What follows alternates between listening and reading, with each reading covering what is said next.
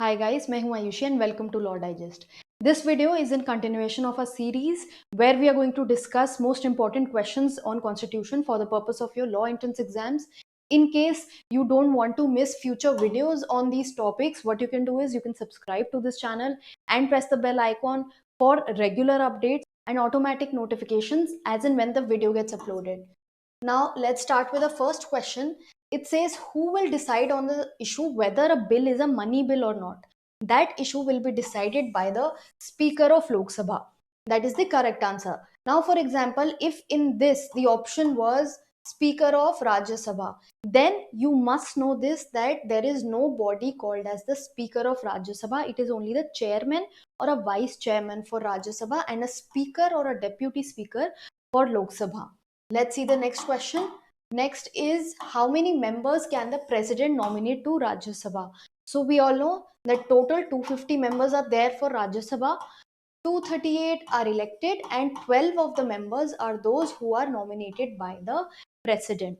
This question could also have been that how many members are there who are nominated by the president from the field of science, art or social service. Then also the answer would have been option B, that is 12 in number. Moving on, the next question is the legislative assembly of each state shall consist of how many members? Legislative assembly consists of minimum 60 and maximum 500 members. So this is the correct answer. In case the question would have been legislative council, then legislative council consists of 1/3 of the total members of the legislative assembly. Seeing the next question now, which among the following writs means what is your authority? So firstly you should know that there are 5 writs to the constitution, 4 of them are here. The another writ is prohibition. Now these are all Latin terms, so you should know the English versions of them so that you can understand the question better and answer it in a better way. Mandamus means to command, when an authority is commanded. Quo warranto is something that means what is your authority, by what authority have you taken a particular step, or under what authority have you taken a particular decision. Then certiorari is to be certified when the higher courts they call for the review of decision of lower courts, that is certiorari.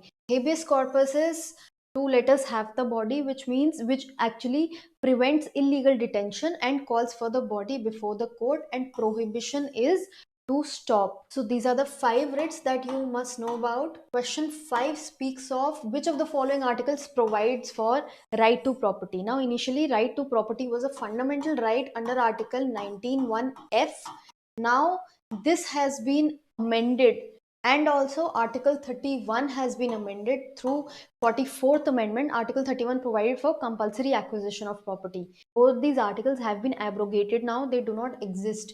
Right to property is given under article 300A, which says that state cannot acquire property of a person except through a authority of law. Property of a person cannot be acquired except through the authority of law. Recently there was a judgment also which said that right to property, even though it is no more a fundamental right, but it is a constitutional as well as a human right. Moving on to the next question. According to Article 1 of the Constitution, India, that is Bharat, shall be a union of states. So union of states is supplemented with the term Bharat, and India is called Bharat as per the Constitution. Moving on to question 7. Which of the articles of the Constitution provides that law declared by Supreme Court is binding on all courts?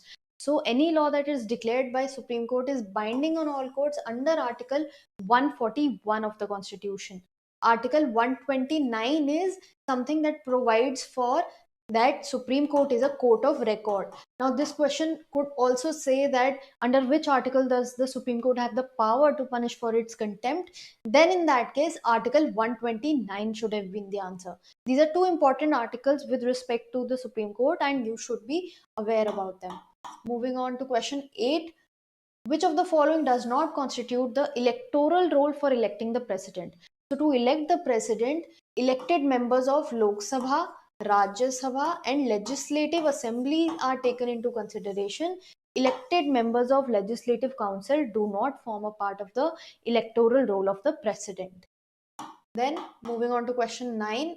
Basic structure of the constitution can be amended by simple majority, 2/3 majority, special majority and ratification of states, or none of these. So these options are basically to confuse you. You should be aware about the case law, the landmark judgment in the history of constitution, that is Keshav Nanda Bharti case, which clearly said that parliament has the power to amend the constitution, but provided that it does not amend the basic structure of the constitution. Therefore, the answer to this question will be none of these, because basic structure cannot be amended in any circumstance. Moving on to question 10. Who is the ex officio chairman of Rajya Sabha? Ex officio means by the position.